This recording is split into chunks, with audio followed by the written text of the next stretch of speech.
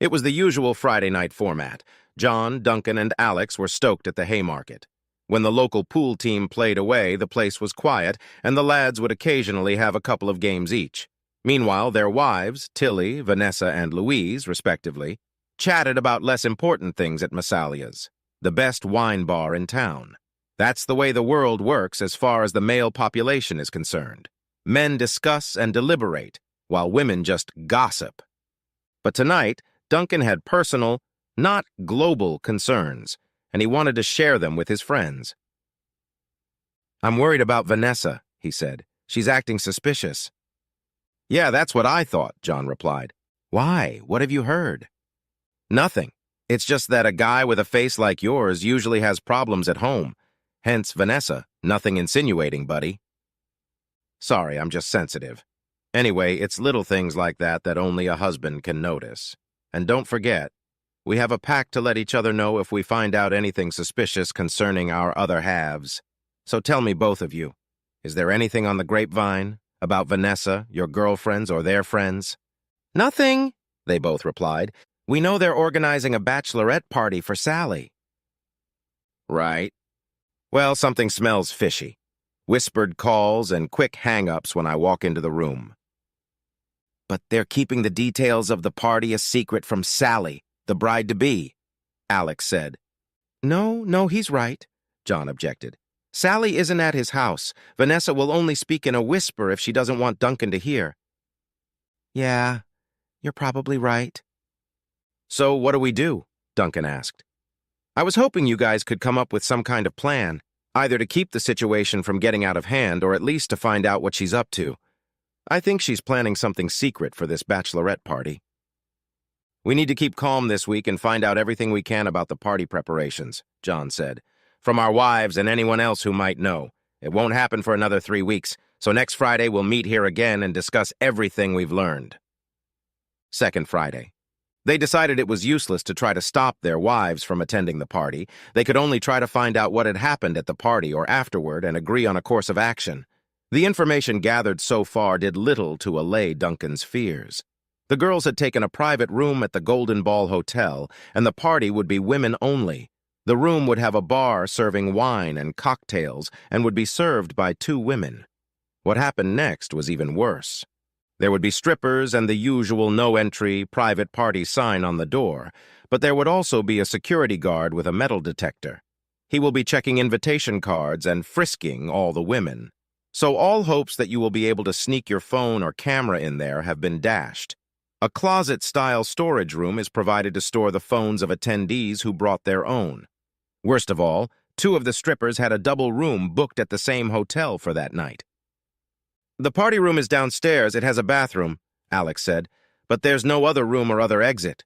So the only way in or out, even for the strippers, is through a door guarded by security." "Booking a room for them is suspicious. It would have been cheaper to pay for their passage. There would have been enough room to invite 2 women, Duncan said. "Or even more than 2, John added. "They could have lined up." That silenced them for a while. "So, how much can these strippers get away with? Legally, I mean," Duncan asked. "From what I understand," Alex replied, "if they're performing on a public stage, there may be local bylaws to adhere to, which also limits their interaction with the public. But at a private party, they can get away with just about anything, and the fact that they are trying so hard to keep the cameras out suggests they're probably up to no good." "And they can get away with even more in their room," John added. "Hands up everyone who hasn't had sex in a hotel room." "So we're back to my original question," Duncan said. "What do we do? If my Vanessa sleeps with some stripper while he's waving his tackle in her face, I guess it's not the end of the world." "I think we should all be prepared for that," Alex said. "Girls will be girls, especially when they're full of booze." "Yeah," John said, "and they will be. These guys don't usually show up until 9 o'clock. "Well," Alex said, "unless there's a locker room or something. It's unlikely that anyone's going to pull any serious pranks in the restrooms here. So the real danger is waiting for us after the show, in the guys' room. I think the first thing we should do is to get promises from our girls that they'll go straight home when the party's over. All 3 of us should do this. It will be a sort of baseline by which we will judge them. Any wife who stays after the party will, at the very least, go against our wishes. We must get assurances from them, and each must use his own words. Don't forget, they will be retelling our words to each other. Right. Speak as softly or aggressively as you see fit. Then they'll all know to be on their best behavior. I suppose that's a start, Duncan groaned. But how do we know if they're following the rules or not? Unless you hang around the party and drag them straight home, there's no way, Alex said. Got it, John shouted. Brainwave! That'll be beer, said Alex. Drinking alcohol makes you more intelligent. How did you calculate that? Alcohol destroys brain cells, right? Correct. So, imagine a herd of gazelles being chased by a pair of lions. Who do the predators choose first? Duncan smiled. He understood. The old, the young, and the weak. Right, Alex said. So, when alcohol attacks brain cells, it chooses the stupid, immature, and decrepit first. Hence the increased intelligence after they've been culled. Duncan laughed, but John looked upset. Do you want to hear my brilliant plan or not? Of course he did, and what he proposed was truly ingenious. Duncan should have bought a pair of spy glasses. They looked like regular black-rimmed glasses, but were equipped with an invisible camera and audio recording. John suggested that Duncan look them up on Amazon and order same-day delivery. Once they had them checked out, all they would have to do was convince one of the female guests of the gala to wear them that evening. But not my Tilly, John said. She's too involved in the preparations. She doesn't know I'm in on it, but she's organized the stationery. Formal-looking invitations, pairs of raffle tickets for phone identification and all that. My Louise is quite a piece of work, Alex said. I know she'd never get involved in anything sexual, but her sister Laura is even more strict, and she's bitchy enough to videotape what's going on. In fact, Louise says she can barely talk her into going at all when she finds out there will be strippers there. Then consult with her. We'll meet here next week as usual. Third Friday, the hayloft. I brought Laura with me, Alex said. Hey, guys. That sounds like fun. I saw Duncan's glasses. They're easy to manage. She put them on. What do you guys think? Am I sexy or scholarly? A little of both. But won't the other girls think it's weird that you're suddenly wearing glasses? Not at all. It's fashionable these days. Not only clear lenses, but some girls wear them without glasses at all. Just the frames. They think I'm a little weird anyway, so I don't care. Good. Keep them and practice some more. And good luck at the party. Thanks. Well, I'll leave you guys to your drinks. I gotta run. Same third Friday. Massalia. So, all set for next Friday? Vanessa asked. Yes, confirmed Louise. And I even talked my prim and proper sister into coming. Why? Tilly asked. No offense, but she's boring. Because, Louise continued, she's always criticizing me, my flirting, my so-called sexy clothes, and so on. I thought it would be fun to get her drunk and watch her loosen up a bit. You know, do something embarrassing, then I'd have a chance to influence her in the future. Great, Tilly enthused. I only wish we could sneak a camera in there. Not a chance. I'm looking forward to taking it down a notch or two, too, Vanessa said. But we need to confirm who will be in the role of extras after the main show. I've checked that both guys have agreed to a private session in their room. I've booked them, so I want the black guy to go first. The only stipulation is no more than 4 girls. Wow, looks like they're sophomores. Well, I'm more than a little jealous of the girls, Louise said. But you'll have to assume I'm not participating, and neither is Laura. I'll certainly back you up if you get into anything, but the sex scene isn't for me. I see. But what about Laura? She can get pretty bitchy and judgmental. I'll keep an eye on her. We'll put vodka in her wine, and she'll be intoxicated soon enough. And then I'll get her out of the hotel before the nasty stuff starts. Fair enough, Tilly said. I don't mind getting naughty either, and I don't care which man I'm with. I say we just let the strippers pick the other 2. Friday the 4th, Golden Ball Hotel. The wedding party was already in full swing and getting very raucous. Half a dozen party guests were already having some sort of shooting competition. Ironically, they were also making plans for additional entertainment. But they were only present to observe it. No cameras, no plans to have sex with strippers. They were the first to enter the room when the door opened and discreetly poured ecstasy into the open bottles of wine. They intended to stay focused on the shots and see if they could talk the bride into going too far with one of the guys. "I'm a little worried about Duncan," spoke Vanessa. "He's acting suspicious." "What do you mean?" Tilly asked. "Oh, it's the little things that only a wife can notice. Mostly he hangs around every time I'm on the phone. And last night he gave me the best sex I've had since our honeymoon. Do you think he could have guessed what we were up to?" "I don't think so. Anyway, he can't get in here, or into the guys' room. We'll just have to be on our guard as we make our way to the elevators." "I suppose so." Laura stepped closer. "Join us, Laura," Tilly said. "I like your glasses. Are they new?" "Yes," Laura said, "but they don't have corrective lenses. They're just for fashion." "I like them too, sis," Louise agreed. "Where did you buy them?" "On Amazon." "Cool. Can I try them?" She slipped them on. "They're a bit heavy."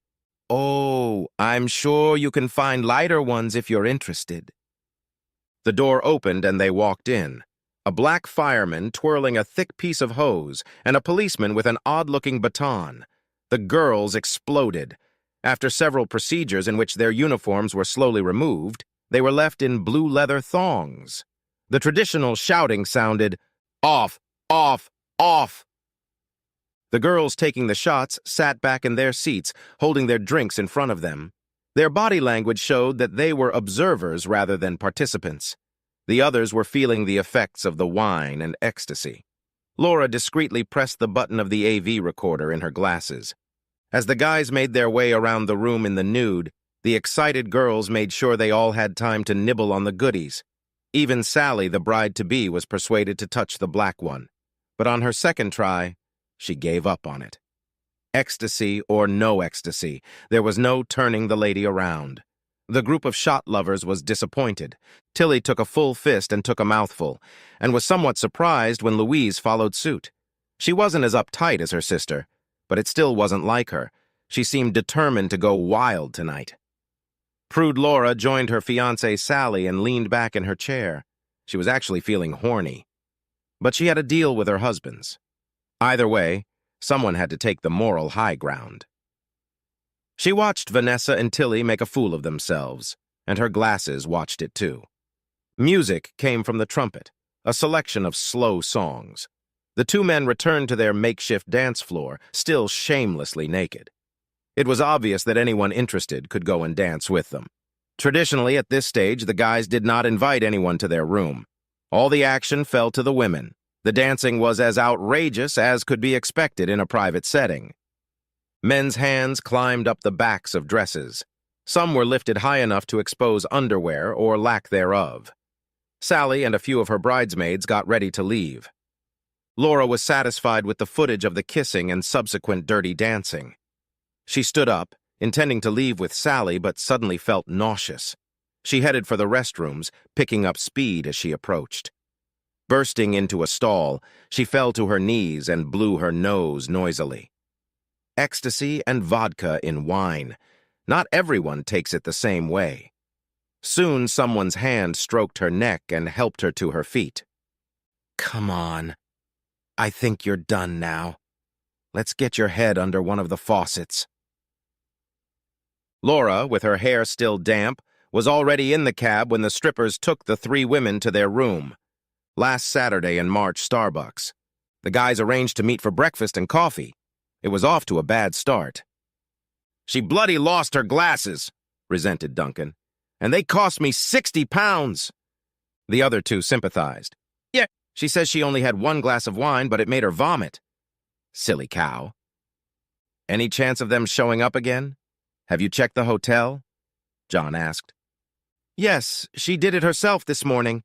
No sign of them. She thinks they fell down the toilet while she was spitting up." "Shit! Now we'll never know," said Alex. My cab buddy says only Sally and a couple buddies left early. The rest of us left between 11 and 1:30, which sounds reasonable. Tilly arrived before midnight, John said. Sounds about right. She said they had to wait at the hotel for a while because the cabs were busy. Their cab dropped Louise off first. I checked her underwear, nothing objectionable. Yes, I did the same with Vanessa, Duncan said. After all, she's the prime suspect. She came home after 11:30, but there was nothing suspicious in her panties either. I'll be honest, Alex said. Louise is such a tippy-toe that it didn't occur to me to check on her. I know she got home around 11:40, which is pretty consistent with what Tilly said, but I'll still have a look when I get home. I don't think she'll be up before noon. Then I'll have to put up with her moaning and groaning all day with a sore head. Maybe we should calm down, John said. None of them seem to have done anything. They set off for home. Louise, as expected, was still in bed, dead to the world. Alex looked in the laundry basket and studied her underwear left over from the previous night. White bra and panties with no unusual marks. In fact, he wished she would wear something a little sexier once in a while. Okay. The bra had fallen to the floor before it reached the hamper, but when she got home, she was fine. In the bedroom, her boring skirt and blouse were slung carelessly over the back of a chair, and her purse lay on the bedside table. The outerwear was also free of suspicious stains, and he folded it machine-folded, putting it away in the closet. Alex knew from the start that he wouldn't find anything, but at the same time he realized he had to try. He had a kinship with his drinking buddies, and he had to show them at least as much diligence as they had shown him. He turned to leave the room and stopped. Just in case, he'd better check his bag as well. Opening it, he found no secret underwear or condoms, but there was something bulky in the small inside pocket. Keys to the house? He unzipped the zipper and pulled out something black.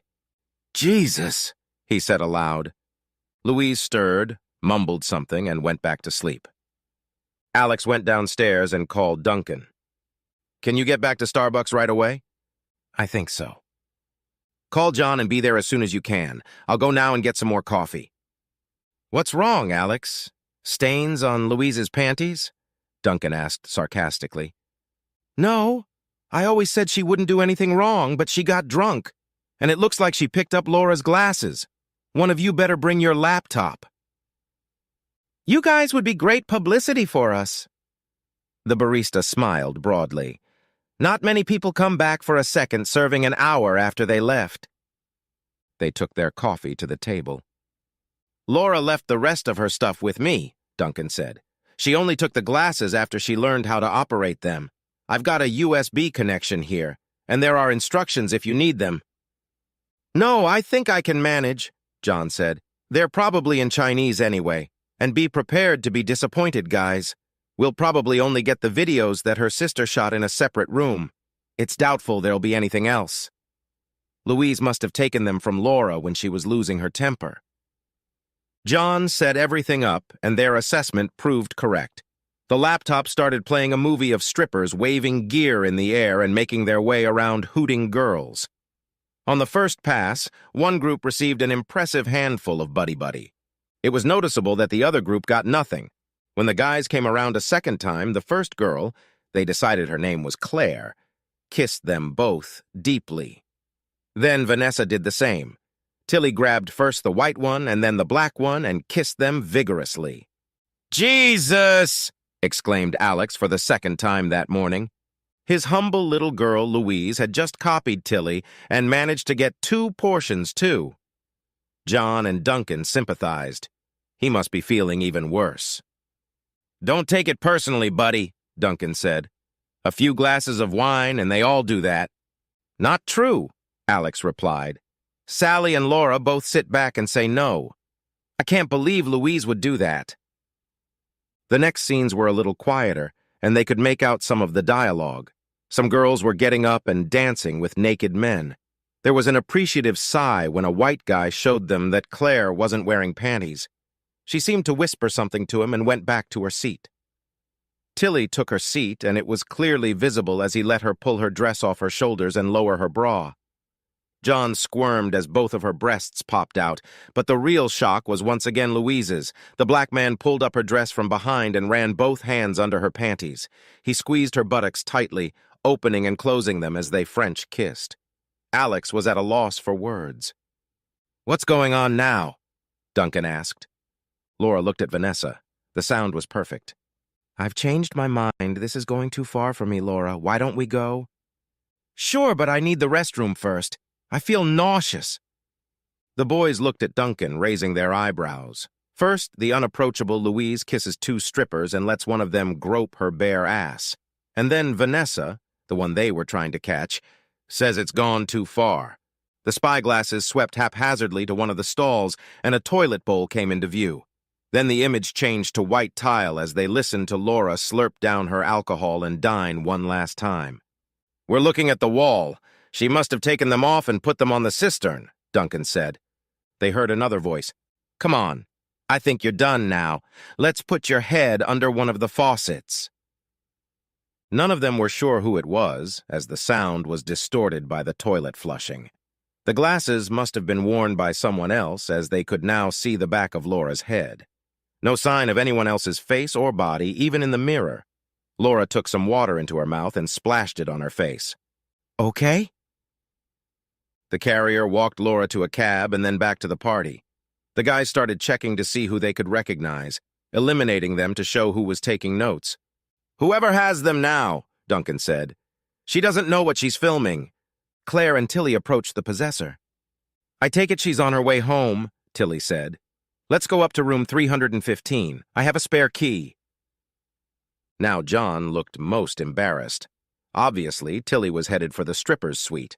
Oddly enough, the one wearing glasses didn't look in the elevator mirror either. The three women entered the suite and flopped down on the bed. They didn't have to wait long.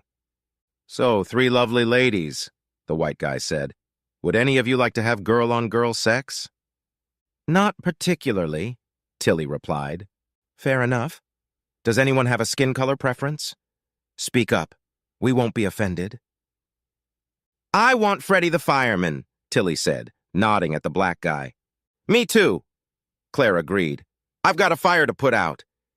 "It doesn't bother me," the glasses wearer said, and Alex groaned loudly. The voice belonged to Louise. The demure, "I would never do that," Louise. The suspiciously behaving Vanessa was not participating in the conversation at all. She was probably waiting downstairs, ready to help with an alibi. Duncan looked relieved. Louise stared at the red-haired ex-cop. "Come and take down my details," she said, and turned to the others. "Policeman Patty will suit me just fine." "Of course I will," he agreed. The glasses flew off her face. "No, leave them on, honey. They look cool." She put them back on, and the stripper's face came into view. It was clearly a passionate kiss, and the three husbands were a little uncomfortable, especially Alex, who couldn't hide his humiliation. The guys discreetly turned the laptop so that it was facing the wall. They gathered behind it and muted the sound a bit. It was a strange experience to watch a couple having sex from the woman's point of view. They had all seen POV porn, but always from the male's point of view. Louise undressed completely, and the stripper did the usual moves, and then they were properly fucked. If Louise's claims of fidelity hadn't been thrown in his face, Alex would have also had to endure his friends seeing her naked. She screamed, "Oh! Oh!" Alex wouldn't admit until the day he died that it was the loudest ecstasy his wife had ever experienced. Stepping away from him, she turned her head and looked at the other bed. A more conventional pornographic scene was now playing out in front of them. Freddie the fireman was entertaining the other two. The girl-on-girl action was so unexpected that Alex even felt a little better. But John wasn't humiliated, he was furious. The rage had been building ever since he had seen her in the bedroom. Now it was lashing out. "I'm going to divorce that bitch." Louise raised her eyes to her lover again. "I know you girls don't want to stay longer than 30 or 40 minutes, he said. "But I'm not done yet. Would you like more?" The audience couldn't tell if she had obeyed or not, as the glasses still continued to skim the ceiling. But they could hear. "God, that was amazing," she said. Patty kissed her. "I'll take it. Do you need a shower?" he asked. "No, I'll just freshen up and spritz." She entered the bathroom, and the two husbands saw Louise in the mirror for the first time. She looked put together. The only sign was a pink blush at her throat. She turned on the faucets and wet a small towel. Then the glasses left her face and went into her purse. John rewound the footage until the battery died. "We've got a lot to think about. I suggest we meet for a pint of beer tomorrow lunchtime," John said. "Can you give me a copy?" Alex asked. "The last Sunday in March, hayride. Has anyone decided yet?" John asked. "I'm afraid you guys might not like what I have to say," said Alex. "So I'm going to go first. It might affect your reaction." "Go ahead." "I told Louise I knew what she was doing at the Golden Ball, but I didn't say how I knew it. I warned her against lying to me, and she confessed everything. She still doesn't know the nature of my evidence, much less that she provided it. So, first of all, whatever is going on between you and your girls, I would prefer that Louise remain in ignorance. She suspects that Tilly may have let the cat out of the bag, and that's fine with me." "Fair enough."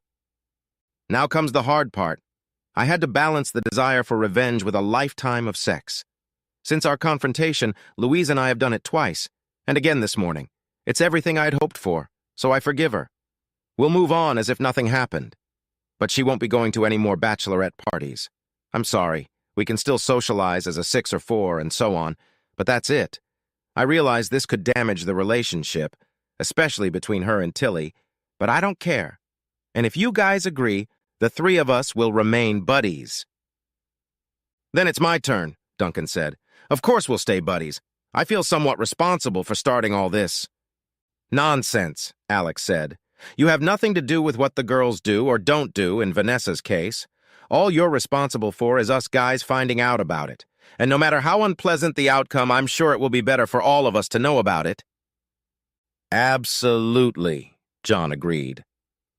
"All right then," Duncan continued. "As you know, Vanessa had nothing to forgive, but I read her the act of her complicity and warned her that she would have to work hard to regain my trust. I think she's been warned against such tricks in the future, nor does she know how we found out about it." "Then that leaves me," John said. "You probably won't like my story much either. I left out the part where the girls were doing the stroking and kissing in the private room. Like we said, girls will be girls, but I showed her the short edited clips of her and Claire sleeping with Freddie in the room." "Too bad," Alex said. "No problem, buddy." Her first reaction was that bastard cop. She thinks he had a hidden camera. "Oh, okay." "Anyway, there's no way I can forgive her. A black guy and a woman, and she's the one who set it all up.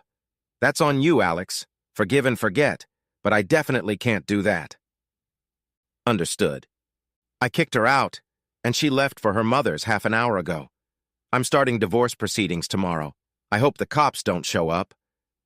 "Why would they?" "I snapped and gave her a black eye." "Ah, what are you going to do when you're a bachelor?" "Well, I stole a business card from Tilly's bag / after examining the evidence, I'm thinking of becoming a stripper."